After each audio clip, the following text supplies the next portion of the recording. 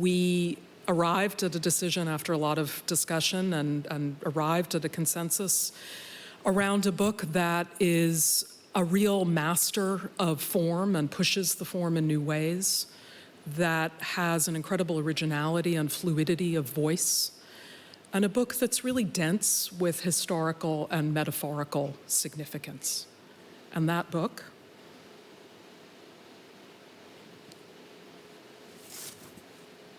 is The Promise by Damon Galgut.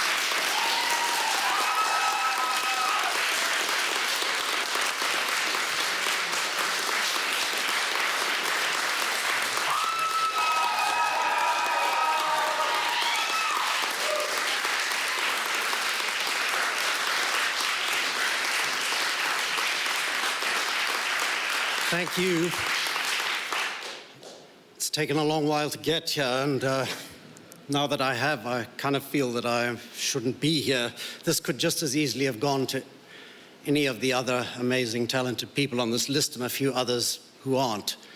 But seeing as the good fortune's fallen to me, let me say, this has been a great year for African writing, and I'd like to accept this on behalf of all the stories told and untold, the writers heard and unheard from the remarkable continent that I'm part of. Please keep listening to us. There's a lot more to come. I want to thank, I have a lot of wonderful publishers, but in particular tonight I'd love to thank Clara Farmer and her fabulous team at Chatto and Windus. Thanks to my agent, Caroline Wood at the Felicity Bryan Agency, to my ex-agent, Tony Peake, who looked after me for 40-odd years until recently retiring. It's safe to say I wouldn't be here tonight without all of you. And then last, but definitely not last, my thanks to the Booker judges and to everybody connected with this powerful prize. You know, it's changed my life, and please know that I am really profoundly, humbly grateful for this. Thank you. Thank you.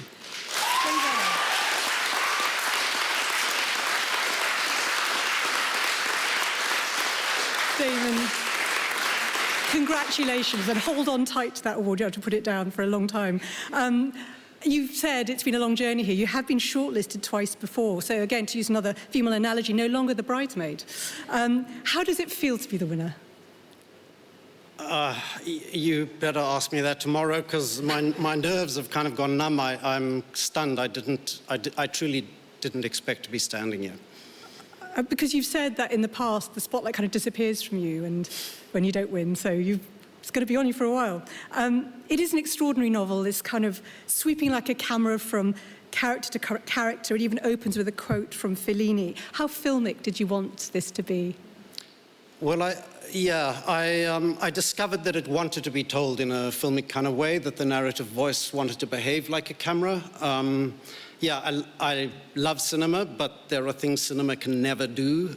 It cannot travel into the minds of people, into their thoughts and their innermost feelings. It can only suggest them, but prose can do that. So, you know, there's a limit to the camera analogy, but it does open up some possibilities. And the idea of structuring the story around these 4 funerals, I gather that partly came from something you witnessed.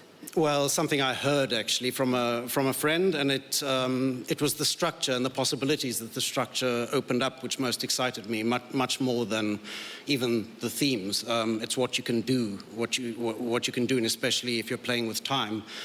This particular structure allowed me to play in ways that were pleasing to me. Well, talking about the history of South Africa over the last 30 years, it's been an incredibly dramatic and in some ways traumatic time. And I wondered, the woman at the heart of the book, Salome, is in many ways, you know, the woman who's been promised the house. She doesn't have much of a voice in the novel, literally, but that was deliberate, wasn't it? Tell me why. It was a decision I took early on. You know, I could have inhabited Salome's thoughts in the way I did with the other characters, but I thought I made her silence and her absence, if you like, even though she's present in the story, more powerful if I never went there. So I filled in the space around her, I guess. The point to be made really is that a woman like Salome, a rural, uneducated black woman is somebody, even in the New South Africa, who still has no voice. And I wanted that to register as almost a physical fact. And we should say, how important is it that the book is also funny? It's important to me.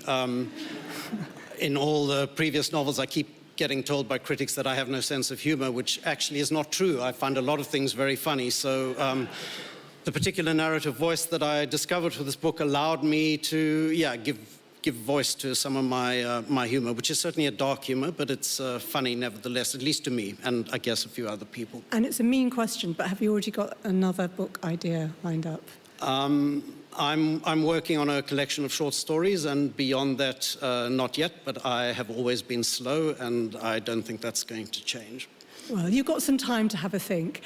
Damon Galgut, thank you so much, and congratulations on winning the Booker Prize. Thank you. Thank you.